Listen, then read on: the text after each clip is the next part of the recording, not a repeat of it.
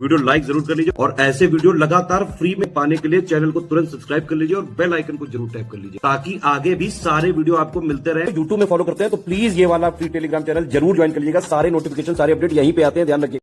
दोस्तों देखिए, UP PCS के कोई भी एग्जाम, चाहे आरओ हो, बीई हो या आपका यूपी पीसीएस का एग्जाम हो, पॉलिटी के कौन कौन से टॉपिक आपको पढ़ने हैं, सिर्फ उनको अगर आप नज़र मारेंगे एक बार तो पॉलिटी के टॉपिक जो है वो बहुत ही लिमिटेड हैं, जिनको आप पढ़ के आराम से सवालों को सही कर सकते हैं। तो सबसे पहले जैसे पॉलिटी के सारे पार्ट्स आपको याद होने चाहिए, सारे शेड्यूल आपको याद होने चाहिए ना, जितने भी भाग है 25 वो पूरे याद हो, पूरे शेड्यूल अच्छे से लर्न होना चाहिए। कौन सा शेड्यूल कौन से अमेंडमेंट से आया पता होना चाहिए।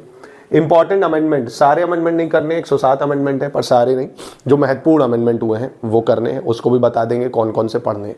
अभी आप ये याद रखो, इंपॉर्टेंट आर्टिकल, क्योंकि आर्टिकल सारे नहीं लर्न करने होते हैं। जैसे फंडामेंटल राइट है, डीपीएसपी है, इनके आर्टिकल लर्न करने ही करने हैं, सारे आर्टिकल। फंडामेंटल ड्यूटी 11 की 11 लर्न करनी ही करनी है।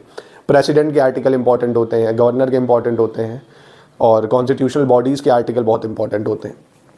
उसके बाद fundamental right, DPSP, fundamental duty, ये आपको अच्छे से पढ़ना है। और संविधान के सोर्सेस, कौन से संविधान का भाग में कौन से देश से लिया गया, ये प्रियम्बल आपको अच्छे से पढ़ना है। प्रियम्बल में क्या क्या दिया हुआ, कौन सा कैसे ऐड हुआ है, प्रियम्बल बेसिक स्ट्रक्चर, मूल संरचना है या नहीं। और इम्पॉर्टेंट केसेस की अगर मैं बात करूं, जैसे SR Bommai case, Minerva mill case, Kesavananda Bharati case, LIC of India case, इस टाइप के इंपॉर्टेंट केसेस भी पूछ लेता है कि किस केस ने क्या दिया है ना। आप अगर इस साल का यूपी पीसीएस का एग्जाम देखेंगे, इन्हीं सब टॉपिक से ज़्यादा सवाल हैं।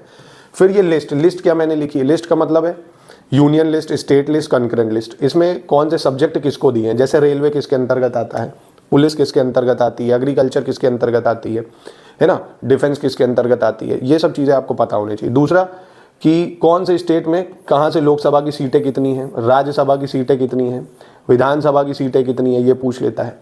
पहली महिला प्रेसिडेंट कौन थी, पहला प्रेसिडेंट कौन था, पहला फाइनेंस मिनिस्टर कौन था, पहला कैग कौन था, कोई वुमेन कैग रही है कि नहीं, है ना, ये सब चीज़ें। लिस्टिंग का मतलब ये हुआ, सारी प्रेसिडेंट के जो ऑर्डर है वो पता होना चाहिए, कौन सा प्रेसिडेंट अपने क्रम मतलब अपने टेन्योर में डेथ हो गई थी उसकी। इन सब से सवाल भी बहुत बनता है एग्जाम में। दूसरा जो है वो टॉपिक वो ये है, प्रेसिडेंट आपको अच्छे से पढ़ना है, ठीक है। प्रेसिडेंट की पावर वगैरह पूछ लेता है, वीटो पावर वगैरह पूछ लेता है। पार्लियामेंट को डिटेल में पढ़ना, अगर पार्लियामेंट पढ़ लिया तो समझ लो स्टेट लेजिस्लेचर पढ़ लिया, प्रेसिडेंट पढ़ लिया तो समझ लो गवर्नर पढ़ लिया। और कॉन्स्टिट्यूशनल बॉडीज जैसे election commission, UPSC, finance commission, इन सबको आपको पढ़ना है, इनके आर्टिकल को पढ़ना है, कितने मेंबर होते हैं, कौन अपॉइंट करता है, बस काम हो जाएगा। दूसरा लोकल गवर्नमेंट यानी पंचायत और म्यूनसिपैलिटीज, बस इतना आपको प्रीलिम्स के लिए अगर पढ़ लेते हैं तो आप 90% प्रश्न पॉलिटी के कर सकते हैं, ठीक है। स्टडी फॉर सिविल सर्विसेज पे संपूर्ण तैयारी आप कर सकते हैं। आरओ की, यूपी पीसीएस की, हर एक एग्जाम को आप टारगेट कर सकते हैं। हम आपको एकदम सेलेक्टिव मटेरियल देंगे जितना आपके एग्जाम निकालने के लिए ज़रूरी है। इन सब टॉपिक को भी एकदम ब्रीफ में आपको पढ़ाया जाएगा। अगर इंटरेस्टेड है तो आप डिस्क्रिप्शन में नंबर है, आप कॉल कर सकते हैं।